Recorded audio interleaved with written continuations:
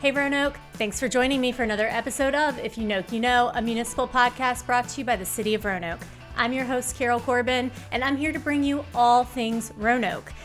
We go behind the scenes and learn more about some of the good and interesting things happening around the Star City. And my favorite part, I get to introduce you to some of the amazing people who serve our community and how the work that they do impacts both our city and you. Today, we're closing out our 3-episode series on the 40th anniversary of Hurricane Juan and the flood of '85. And we'll be talking about how this event impacted our planning and preparedness for flood events and the future of flood resilience in Roanoke. Our guests today are from our stormwater organization in Roanoke, Marcus Aguilar and Curry McWilliams. Thank you for joining me on today's episode. Thanks, Carol. Marcus, can you introduce yourself to our listeners? Sure. My name is Marcus Aguilar. So I'm a civil engineer in the Stormwater Division.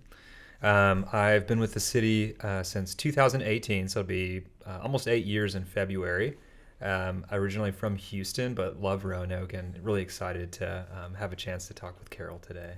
I love that. Yeah. And Curry, what about you? Yeah, I'm Curry McWilliams. I'm a biological systems engineer with our stormwater utility out in Public Works. Been with Stormwater, it's coming up on 7 years. Came out for the job from Kansas back in 2019, and I primarily work in our stream restoration and flood mitigation world. So both of you are sort of implants into Roanoke. Did Stormwater bring you here? Or was it something else? Was it just Roanoke in general? Yeah, so for me, I would say indirectly. So growing up in Houston, flooding is a major thing, right? It's hurricanes and tropical storms, and I have these crazy memories of being a little kid and all the floods and everything. So that's how I got into the field. I went to graduate school at Virginia Tech, studied stormwater management there, and then took a job with the city from that. But really just fell in love with Virginia. And especially this part of Virginia. So my wife and I have, there's never been a good reason really to leave since we moved here in 2011. So, yeah. I love it. And what about you, Curry? I mean, what brought you here from, did you say Kansas? Yeah. So, I did my undergrad at Kansas State in biological systems. So kind of a niche engineering discipline, but Roanoke recognizes the importance of nature-based solutions, especially for our stormwater and flooding issues. And so I wanted to marry my passions of serving the community and working out in nature, and Roanoke Stormwater had the job, and so came out, like I said, in 2019. I love that. And something that I recently learned is our stormwater department has only been around for about 10 years.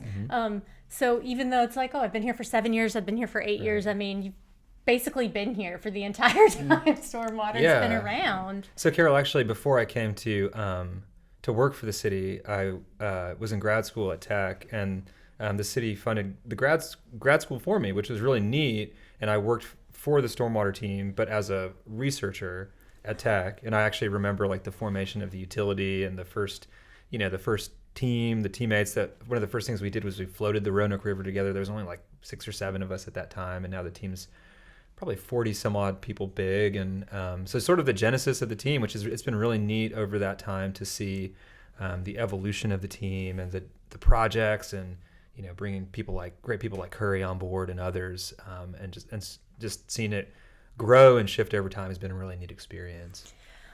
I love that. And so that sort of leads us into, we've got a team of around 40 people working on flood resilience and stormwater projects throughout our community. Let's talk about what kind of projects those are. So Curry, can you tell us what you're currently working on? Yeah, so we've got 4 significant projects that are underway right now and ongoing. 2 of them focus more on the restoration of our waterways and the adjacent floodplain itself. So doing a lot of earthwork that then impacts how flooding moves through a system, which also, of course, impacts our infrastructure and our local community that is adjacent to those waterways. And then 2 other projects are mostly about identifying highest risk to our residential and commercial properties. And so that's a lot of acquisition and demolition of high-risk structures along our waterways that are at highest risk of flooding. So when you talk about some of the earthwork and the sort of natural work that you get to do in the community. Where are these projects at? I know you're working on 4, but where are they in our community? Yeah, so we have a significant project off of Pierce Creek Road near Northwood Drive. That project has previously already involved the demolition of 6 residential structures that were high risk of flooding and historical damage from flooding, and then major excavation of the floodplain through there to a significant amount that it will reduce the flooding during significant floods for the surrounding community as well, not only from a regulatory standpoint, but also the risk. And so that means optional flood insurance for people that were removed from the floodplain. It also means just a safer living space if a large flood were to occur. A second smaller project is happening off of Garden City Boulevard that'll be going to construction this fall. That involves removal of old infrastructure that's blocking our waterways that could be impacting floodwater moving through a system the way it should, and then excavating a good bit of that floodplain again so that we are utilizing the natural space the way it was intended. And so with those projects, sometimes as the stormwater group, you're actually getting to do that work yourself, and sometimes you're sort of project managing how that process happens with our contractors, correct? That's correct. A lot of our larger projects are design build projects, which means the city has hired out a design firm and a heavy equipment contractor that will do all of this work. So my role in that is making sure that the contract and the design is serving our city the best way it can, and that's a lot of different aspects, including what's doing best with the budget that we have, the best for our citizens, best for city administration, and also, of course, all 4 of the projects that I mentioned that are ongoing are grant-based on a state and federal level. So also making sure we're following all grant requirements so that we can get reimbursed at the very end. So. Love that.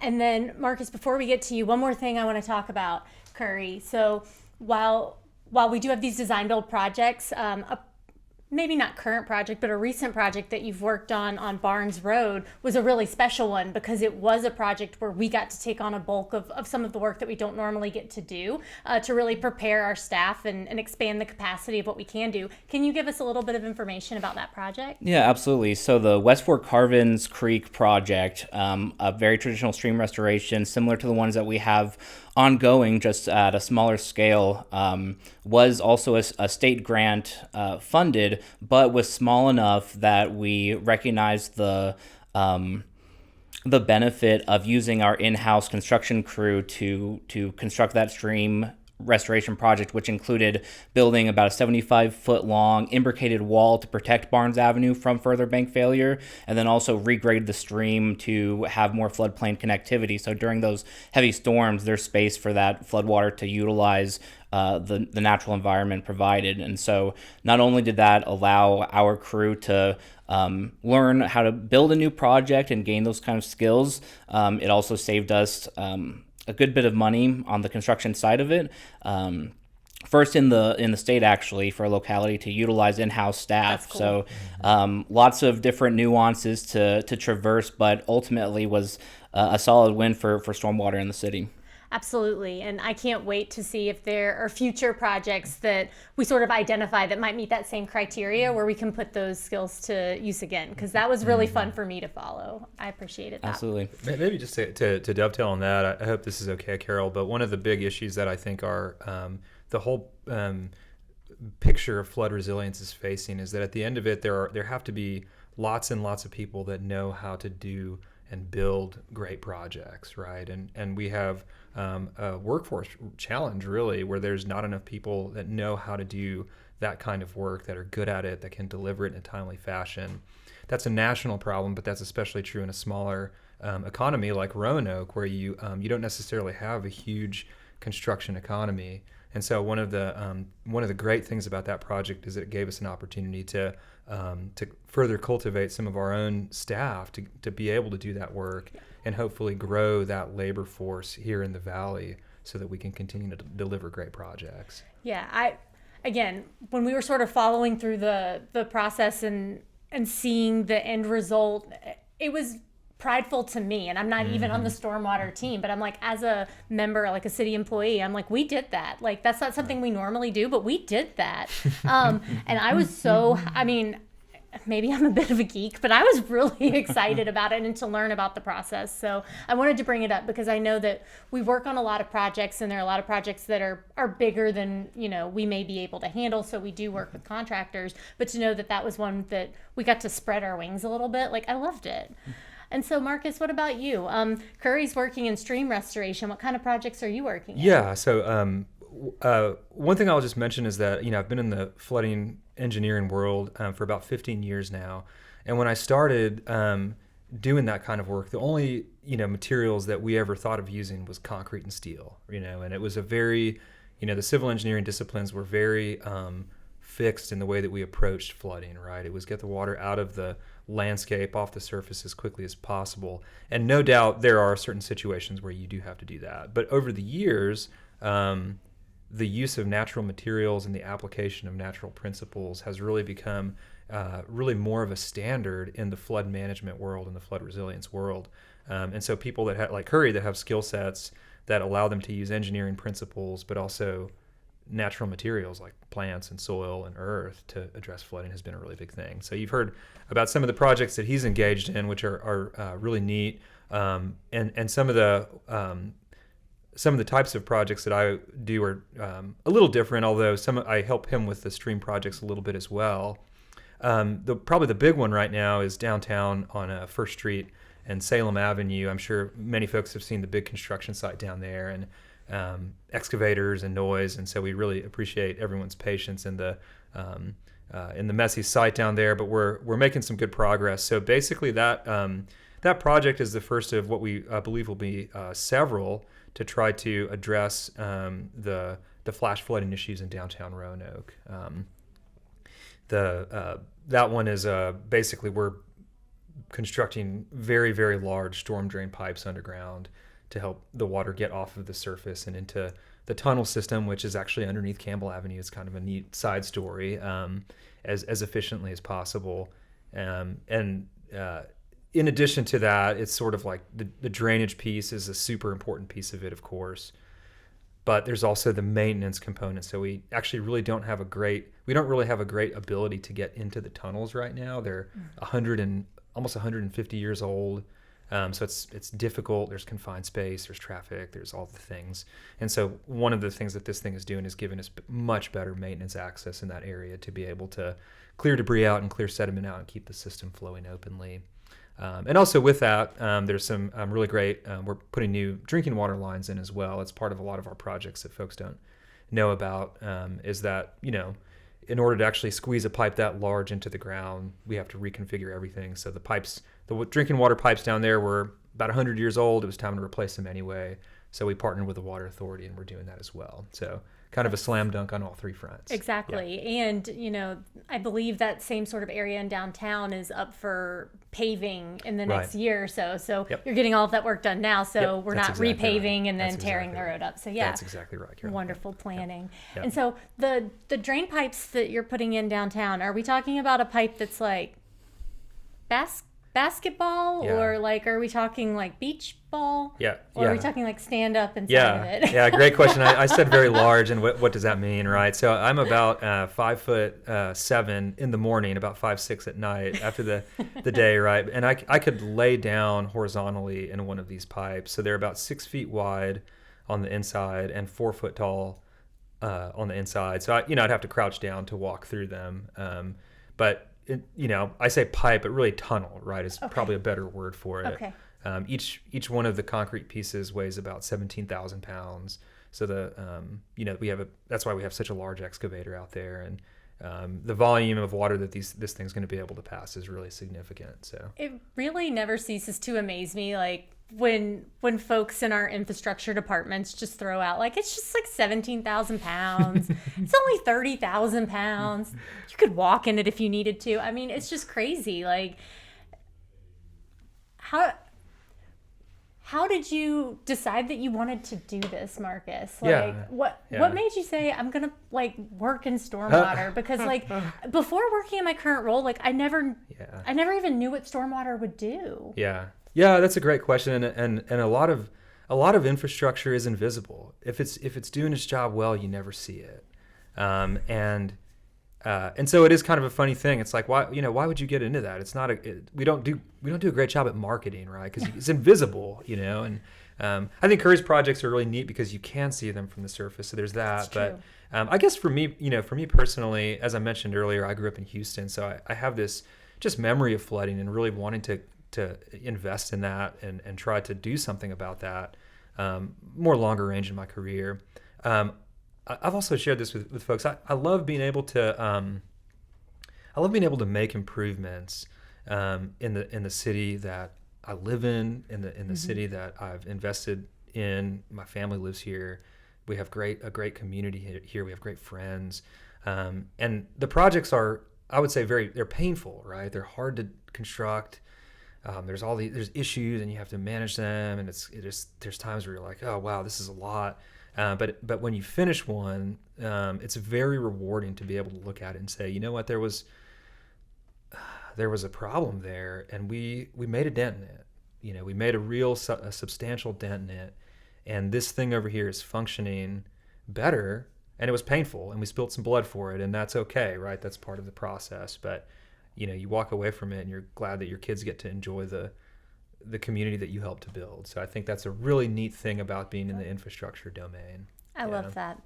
And so I really appreciate you guys taking time to talk to me about some of the projects that you're currently working on and how that is going to help us be a little bit more resilient and lessen the impacts of flooding in our community. But one thing I want to bring it back to before we sort of switch over into talking about preparing for the future, both of you are relatively new to the area. You weren't here during the flood of 85, but I'm sure you've heard of it. I'm sure it's been a thing. So as people who have, relatively speaking, recently to the community, like, what would you say the impact of the flood of 85 is on this community, and how does it impact you as someone who lives here now and works in this domain? Yeah, that's a good question. I was not born in 85, actually. I was born in 1986. So it's kind of funny,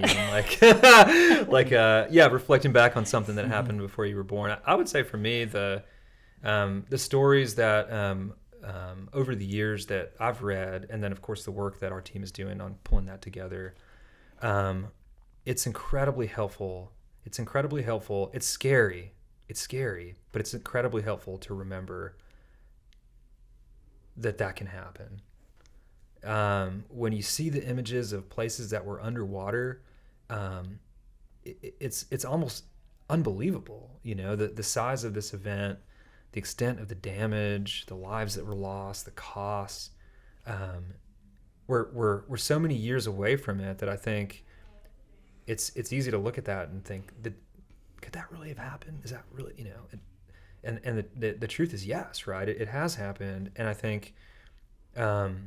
The reality, as hard as it is that it could happen again. It probably will happen again. And I think that it quickens me to approach my projects with a I'll say urgency, but I don't mean like a hasty urgency. I just mean an urgency that remembers that there's a good reason why we're doing this is important. Work, right? It's important. And those memories, they're in there. I don't think about them all the time, but when we do bring back the memories of the flood of 85, we look at the photos, we read the hydrology reports. It's like, I'm glad we're doing what we're doing. So. Marcus, much in the same way as you, I was 3 weeks old during the flood of 85. Wow. So I do not remember it, but it is a lovely reminder that I too shall be turning 40. Curry. I know, it's like everybo's celebrating, or not celebrating, but remembering this. I'm like, I need to remember me. But Curry, what about you? So how has sort of the history and the impact of the flood of 85 impacted you in your work? Yeah, so my role allows me to engage with our community and a lot of our community members in a very personal way. I'm occasionally knocking on doors and engaging in conversation about flooding and the concerns about flooding, and even, the things that are scary about living next to a waterway. And so people remember the flood of '85. Like you said, Marcus and I are fairly new to Roanoke compared to that timeline, but it was one of those events that people remember, have those memories. It's fresh, and recognize that flooding is a process that happens. I don't necessarily want to make it a scary word, because it is a natural process, but we have to be planning for and be resilient against flooding. And so it's interesting engaging with our community, one that I think is very susceptible to flooding in the valley.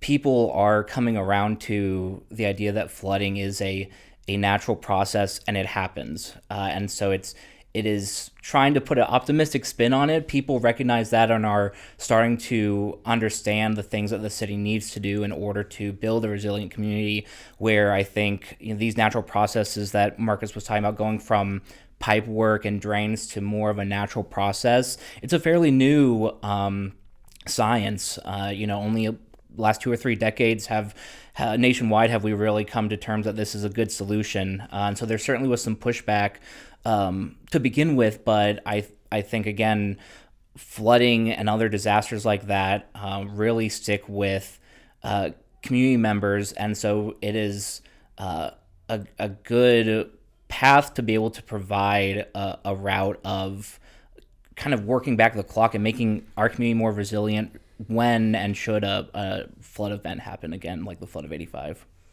Well said.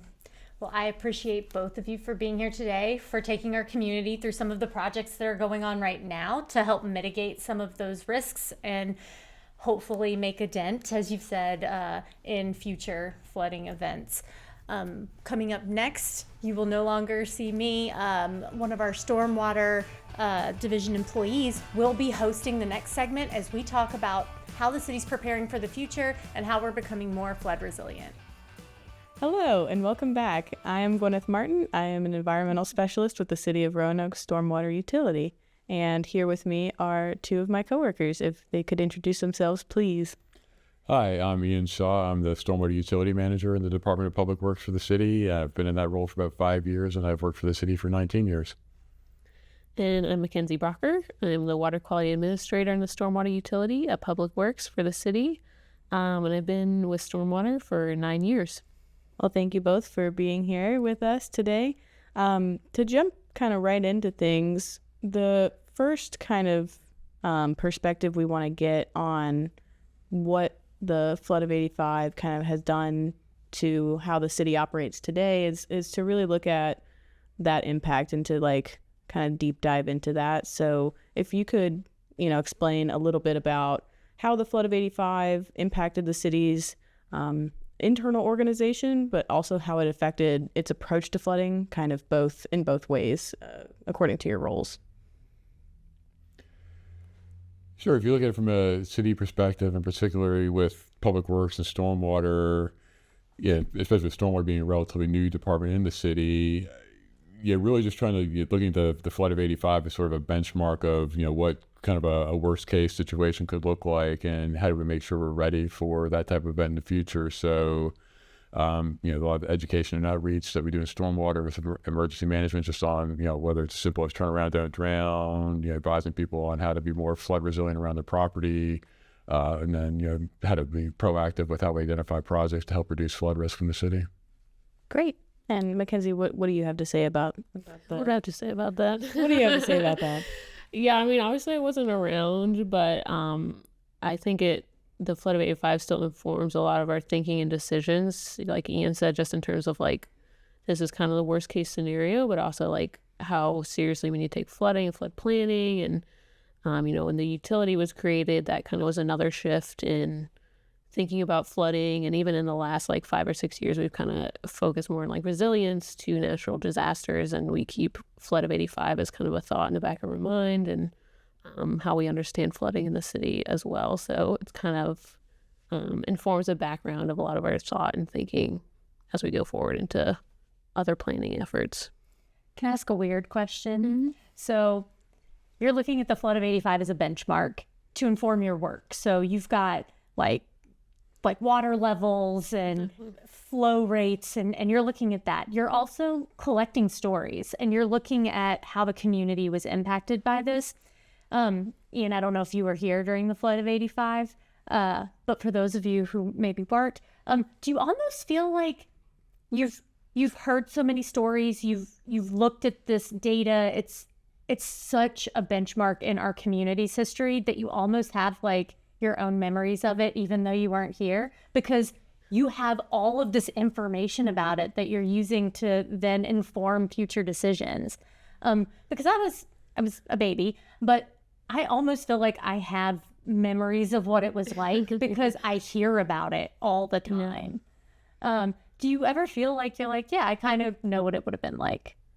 Yeah, kind of adopted memories. I don't know if I think of them as memories, but I definitely, like people like, oh yeah, the flood of 85. I'm like, oh yeah, I know exactly what you're talking about. But I'm like, I wasn't born then, so in actuality, I don't. But yeah, it's like very familiar to talk about, think about, because we're always looking at the pictures and maps and thinking about it. So yeah, that's an interesting way to put it, is like we've kind of adopted the memories, downloaded them as our downloaded them. Like they're now part of like your story and how you're looking, at the community. Like, because, just going through and hearing some of, the stories that have come in, hearing some of our staff stories, going back and looking at things, each year as we approach the anniversary of it happening, like I think about it more and more each time. And I feel like I have more information, and that information somehow like downloads onto what my own experience would be. But like as somebody who's a baby, I don't have an experience that I remember, but I feel like I was part of it. Yeah. So it almost feels like you might be part of it, taking in all the stories, I guess. Exactly. That's kind of part of the intent too, is like, people connect with stories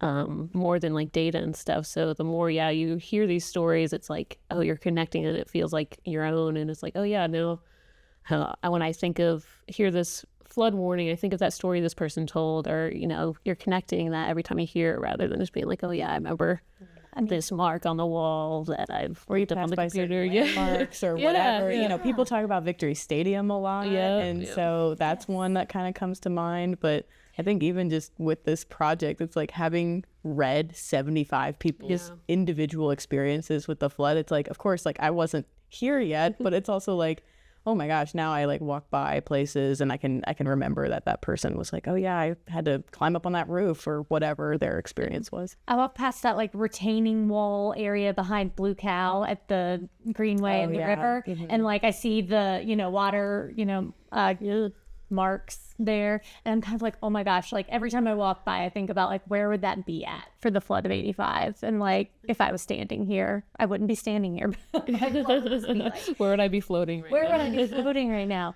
And so I didn't need to take us off on a tangent, but just sort of being in this realm, like, I feel like it's, even though I wasn't a part of it, it's still a part of like my community history, and like it is still a part of it. So yeah, that's awesome to hear. I think that's part of why we're doing this project, is to get that people feeling it. Yeah. So Gwen, didn't mean to take us off. You're all good. On a side street. It's really interesting, and I think a lot of people feel that way. So it is good to bring it up. I think just kind of going back to what we were talking about before with like the city's approach to flooding and everything like that. How do you feel like the city's approach to flooding has changed over time? I mean, both of you have been in stormwater for quite a while now, so it's like, have you seen changes in how we approach flooding in the city, or even just since the event itself? Yeah, I think just trying to just making sure that our residents and business owners are informed. I mean, certainly a lot of the city was already developed at the time of the flood of 85, and, sort of looking at, downtown is in the floodplain. We can't, like undo downtown. So it's like, how do we make sure we're talking with our business owners to make sure they're informed, they know what to do if there's a flood, make sure people are taking the weather advisory seriously. I know you've talked with us about projects we're doing. So how do we do projects help reduce the risk of flooding in our community, but also then educating the public about how they can kind of take that a step further. With if we do some baseline flood mitigation, how does that tie into then the things that they can do on their own, and sort of the group or community effort to make sure that Roanoke is as resilient as it can. So I think it's just trying to make sure that all of our citizens can understand, whether it's to turn around, don't drown. Hey, I'm in a flood zone. What can I do to make sure I'm ready, or my property is in as good a shape as it can be? Yeah, I think we're doing, like Ian said, a lot of different things. So it's hard to say like, okay, flood of 85 and then step 1, 2, 3, 4, 5 happened. It's like kind of a long journey beyond that. And like we keep building on top of those efforts over time. But it is kind of interesting how things keep tying back to that. Like I think even the new mural over on 10th Street to memorialize the deaths over there. I mean, that just happened, was put up last year. And so that effects in the community from some of the deaths in the area are still being talked about and mentioned and remembered in that community. And it's also tied into a flood mitigation project that we did right in the area. And so it's kind of like long delays in the process, but we're still working on pieces and projects that are touching back to these events, but we're just kind of like building on in layers of how we address and think about flooding and adding things like our mitigation efforts, a lot of our data. We're investing a lot in sensors and warning systems, and we have emergency management building on its efforts and swiftwater teams. And so it's kind of just like layers over time, over the years, but we still see, oh yeah, flood of 85, like just still part of like people's living memory and experiences. Yeah. Yeah, I think we can't eliminate flooding, but I think going back to like Ms. Brown and Ms. Robertson, how do we make sure we learn from the lessons so that, if there is if there would be another flood of 85, but when there's another flood of that magnitude, that we're ready for it, so we don't have to do as many rescues. Hopefully there's no fatalities. Hopefully there's can't get away from no property damage, but at least hopefully people are prepared. So at least their most precious belongings, they've have safe and, know how to, just what they're going to do in an emergency situation. And Yeah. hopefully people are well informed for that. Great. Yeah, it just reminds me a lot about like the different people we've already interviewed for this project for another aspect of it. And, there was one story of a woman who literally like trudged through floodwaters to get to her child. And, thankfully she's here and alive today and her child is alive and well. And there was a firefighter there to help her and everything. But obviously not every story is like that. And so just, and she's even said after her interview, she said, oh my gosh, I wish I hadn't done that. But like, I'm so glad my child is safe. Yeah.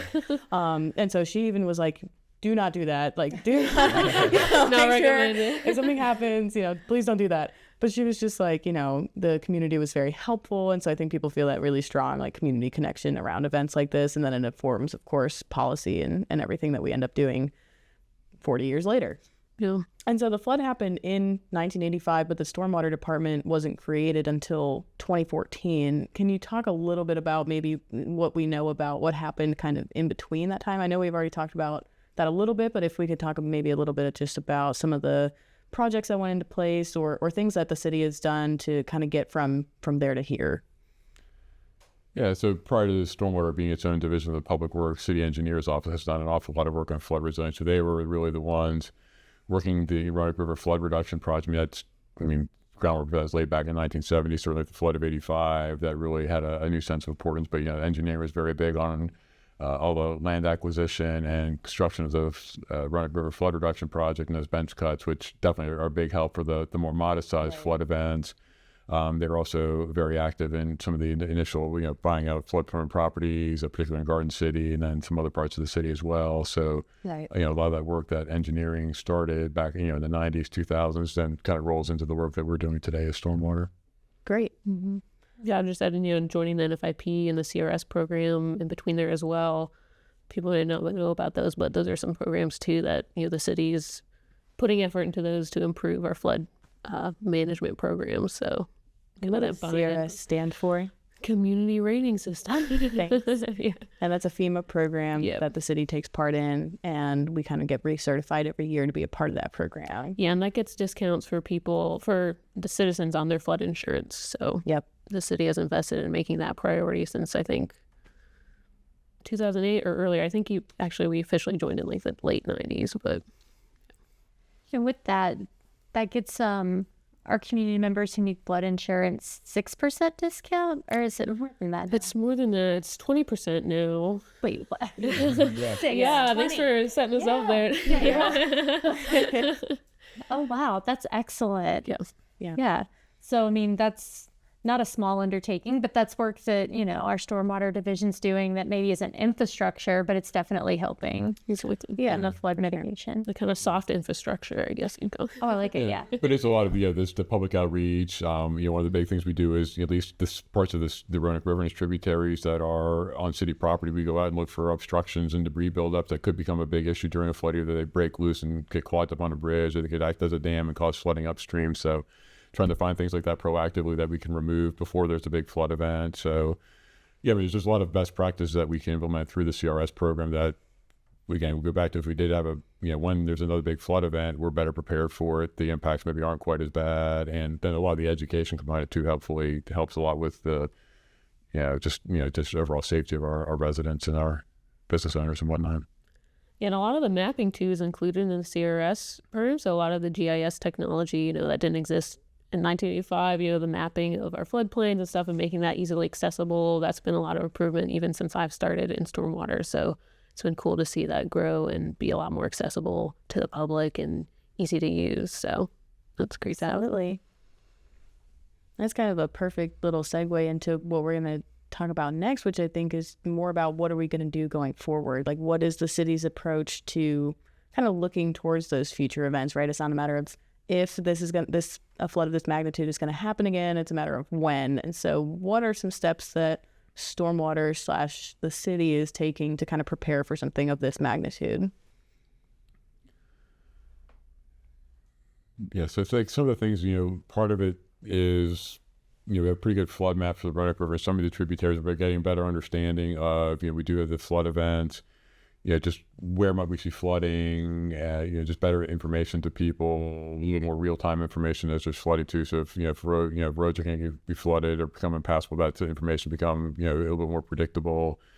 Some of the things we're looking at too is just being aware with, change of precipitation, seeing a lot more intense, thunderstorms, rainstorms. There's not necessarily like a remnants of a tropical storm like the flood of 85. I mean, it could just be, we saw 3 or 4 weeks ago, you get an intense thunderstorm and what do you know, they're, 600-year storm event and you see flooding on Peters Creek. So, just understanding like how weather is changing and, how do we either, design, you can't say design for that type of storm, but just how is our infrastructure set up so we either be able to warn people when there is an issue and communicate those risks and just, just better be able to communicate the different types of things that we could see from a flooding perspective. So part of like more specifically, some of those efforts are like modeling and surveying like what a watershed drainage is actually like, and then we can play around with scenarios. Now if we're putting in bigger pipes here, what does that flooding scenario look like if we need to expand the system? And it helps us plan and prioritize projects, where are the bottlenecks in our drainage systems and what needs to be improved. So looking forward, like that's a big help to us just for planning and implementing. We only have so much budget and so much time. So it's like if we can choose the right projects, that's a big help to get those actually implemented. We also have, some sensor systems in our streams. That's been a big thing. We have our precipitation gauge, it's in some sensors, so that can give us some real-time information, but we're also trying to look forward to how do we integrate some forecasting and like warning systems that we can use internally for our emergency responders, but also, how can we get it out to the public in a way that's useful? So we're looking forward towards that type of technology. And then just, big projects we've got, projects planned for watersheds, like I said, in downtown on improving drainage, and that will be like a lifetime effort, but that is like future looking is improving our drainage and being resilient for climate change is having the infrastructure in place and always upgrading old infrastructure that's needs repair in place. So I know every project is different. It'll have different costs and size and scope, but do you have an average or a ballpark figure of like, given your staffing capacity, given your budget constraints, like how many projects, like generally, do you get to work on every year? Yeah, if you're looking at construction projects, I mean, we try to do, it obviously depends on the budget. We have about a $7 million capital budget, so we usually look at 5 to 6 projects a year, depending on how big they are. Like McKenzie's saying, right now those tend to be more complaint driven. What we want to do is get more to the proactive side of things, where we can look at, hey, we know where there is a bottleneck, or maybe some of those works pretty well right now, but if we start to think, hey, if we keep seeing these different types of storms 50 years from now, where is the bottleneck going to be, and can we get ahead of that? to do those types of projects now rather than waiting until we start having people's houses flood and then realize we should have done something 10 years ago. So that's definitely the shift we want to see, is going from the more what are we getting complaint-wise to, hey, what are the problems going to be down the road, and make sure that we're anticipating those to the best that we can anyway. So. Gotcha. Makes a lot of sense. And so how do you feel about the city's like state of preparedness right now and like our approach to flooding? Do you feel like it's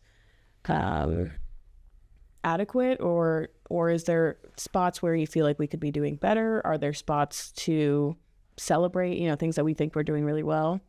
Yeah, I think we're prepared. Going back to Helene last year, you realize just, a couple hours away, and you're never ready for that type of huge event. So just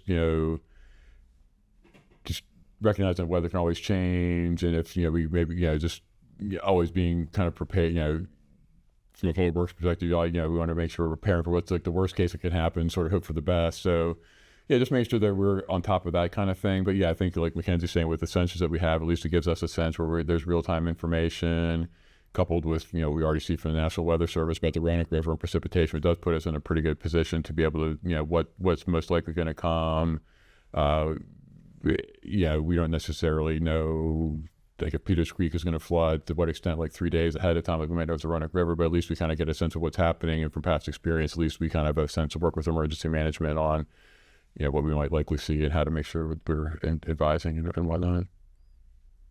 Yeah, I'd say I feel pretty positive about where we're at right now. I think every time there's like a flooding event, or I feel like we always learn something and find new places like, oh yeah, like we could improve here and stuff. But I think our coordination between all our different departments has gotten really good, and we're integrating a lot of our systems and technology and communications, and that like just leads to like things building and adapting to new challenges pretty quickly, which is really positive. And I think that's a good spot to be at the city, is like we have all these different departments and we're working pretty well together, and we're communicating about like, oh, this would be a good thing to improve on and start working on it, and identifying, oh, there's these grants available, and so far there's a staying available. And it's like, I think that's a good spot to be in. Is like, yeah, everything's not like perfect and totally solved, but we have good systems in place to keep working for them, and we're kind of all aligned on like, yeah, this is a good direction to be going. So I think it seems confident and comfortable in that situation. Good. And I guess if there are lessons learned, especially from Hurricane Helene, kind of most recent large storm, but then even from Ian, like you mentioned earlier, the Peters Creek storm that happened back in August that dumped a bunch of rain on a very small area. What are some of the lessons that are kind of coming out of these events? They're happening over the last year or so. What are some of those things that come out of those, like either small, really intense storms, or even like the larger storms like Hurricane Helene? Are there any lessons to be learned there going forward? I guess I'd say from Helene is probably just make sure you're always just paying attention. Hopefully we never see the 11 inches of rain or the 30 inches of rain, right. But just, if you start seeing the weather that's kind of heading that way, just making sure somebody's, paying attention, and not just, oh, we got a weather forecast 4 hours ago, we're just going to assume that's good, but just making sure that you got people who are paying attention. And thankfully we do these precipitation gauges and whatnot, so we can kind of see like, hey, if there's a National Weather Service chart that shows it's flat, but one of our gauges is spiking, hey, there's something weird going on, we need to be paying attention.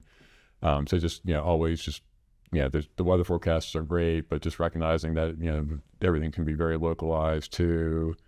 So I think Helene's just like, always just, have your eyes open and make sure we know what's going on. I think with Peters Creek, something like that is kind of similar, I suppose, just as we're seeing information coming in, just making sure it's getting communicated. And I think like McKenzie was saying earlier, with the sensors and the rain gauges we have, especially the way that AI is changing things, would be really nice. So like in 4 or 5 years, if somebody could, like you get the localized weather forecast and the rain gauge, and like, instead of like how here's like the, the flash flood warning for like Roanoke City, Roanoke County, Botetourt County, Franklin County. Oh, there maybe here's this warning broadly, but oh yeah, by the way, if you're in Peters Creek, like, yeah, you really ought to be looking at, you're really going to get pummeled in 10 minutes or something. And kind of at least kind of the way to get a little bit of a warning on something like that. Yeah. So And you just figure the way technology's changed, it's probably not too far off that there's a lot more capability for that. That'd be cool.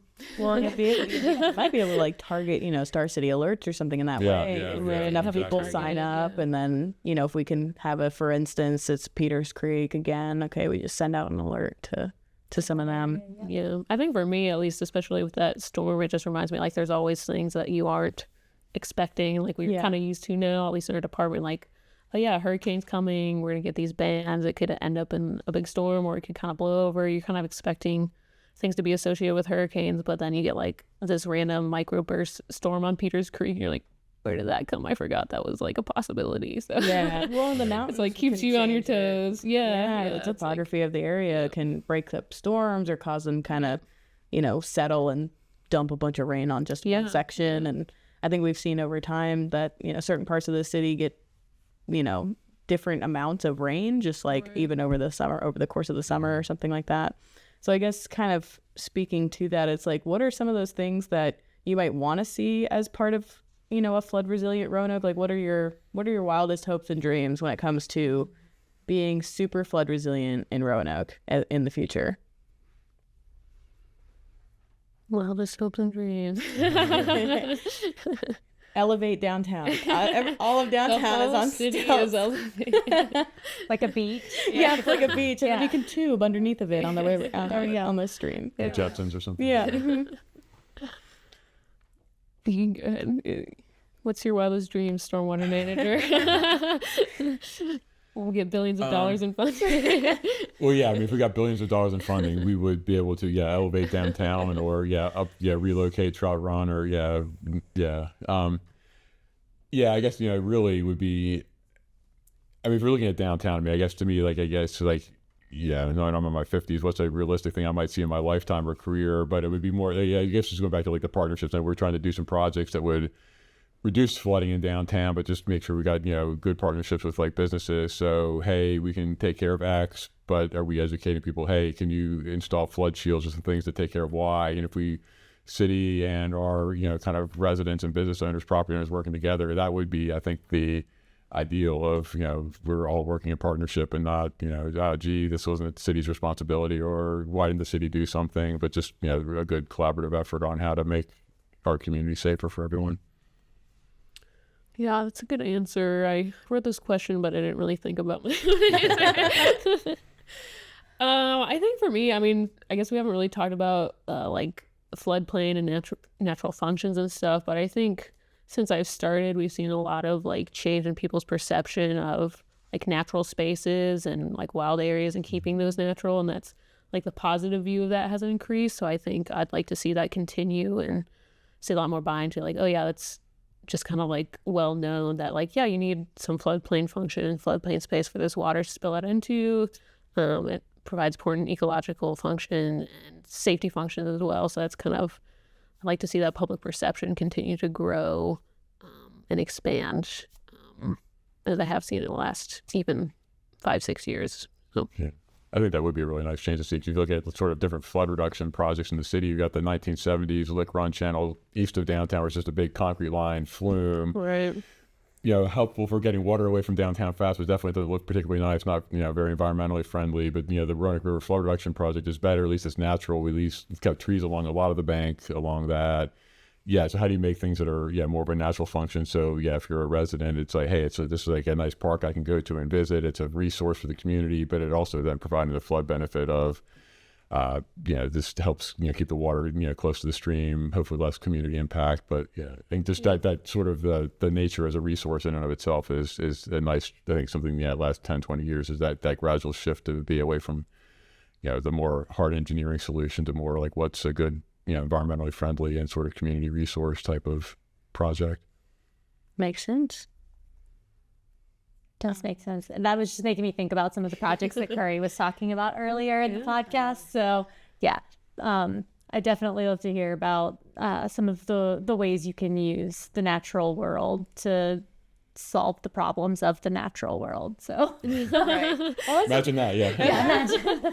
That's a big thing that I think just continues to be part of our outreach and education in our department too, is just reminding people that flooding is just a normal process. It's going to happen no matter what. And we're doing everything we can to mitigate it, of course, for, human safety and everything like that. But it's also just how the environment works. And so, I think we've noticed, like McKenzie said, people kind of buying into that more a little bit about the natural functions of the floodplain, but then also just the natural actions of the river itself. So, Yeah, so we say, in stormwater, one of our goals is to reduce flood risk, not to reduce flooding, because flooding will happen, but we're concerned about the risk to property and human safety and things like that. So we can reduce that, but flooding still has to go somewhere. But as long as it's going somewhere that's not causing risk, then that's no problem. yeah, exactly. Well, and I always have in the back of my head, I was like, it's one of those things that like you would maybe tell somebody in elementary school and they'd be like, okay, but like you literally looked at me one day and you were like, well, we're by a river. Like if there's a river, it's going to flood. And I was like, well, if you put it like that, of course it is. But a lot of people don't think about it like that. They just think, oh, it's fun to have a creek in my backyard or whatever. And it's like, yeah, it is until you get a lot of rain and then it's not so pleasant. But correct. Thank you, everyone, for following along this 3-episode series as we have looked at the past, present, and future of flooding in the Roanoke Valley. If you would like to learn more about the Flood of '85 and the Roanoke Remembers Project, that information will be available on the city's website at roanokeva.gov. Thank you so much, and we'll catch you next time.